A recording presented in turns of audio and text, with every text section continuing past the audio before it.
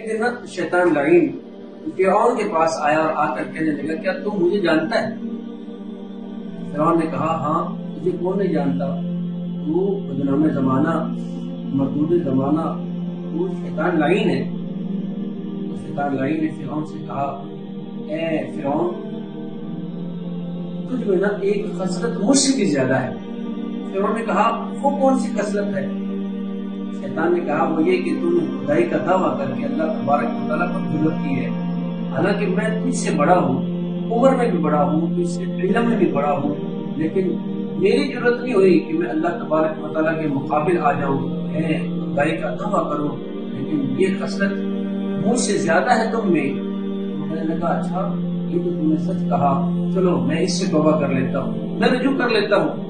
شیطان لعین تھا، وہ کب چاہتا ہے کہ بندہ اللہ کی بارگاہ میں توبہ کرے، اللہ کی بارگاہ میں رجوع کرے۔ وہ کہنے لگا نہیں تو ابھی توبہ نہ کر، ابھی تو نے خدائی کا دعویٰ کیا ہے اور اہل مصر نے تیری خدائی کو تسلیم بھی کر لیا ہے، سجدے کرتے ہیں، تیرے سامنے عاجزی کے ساتھ کھڑے ہوتے ہیں۔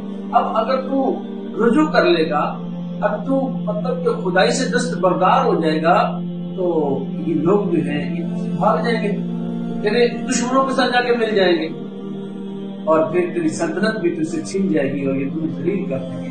فرعون کہنے لگا تو نے یہ بھی سچ کہا ہے، لیکن ایک بات میں تجھ سے پوچھتا ہوں، ذرا بتا تو صحیح، کیا تم نے زمین میں مجھ سے زیادہ خبیث آدمی بھی دیکھا ہے؟ شیطان نے کہا ہاں تجھ سے زیادہ بھی خبیث شخص ہے، مجھ سے زیادہ بھی وہ خبیث شخص ہے۔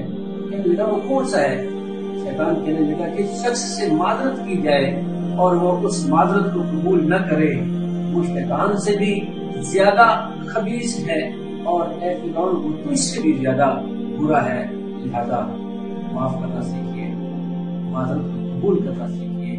اللہ تبارک و تعالیٰ ہمارے دلوں سے نفرتوں کو دور فرمائے، اللہ تبارک و تعالیٰ ہماری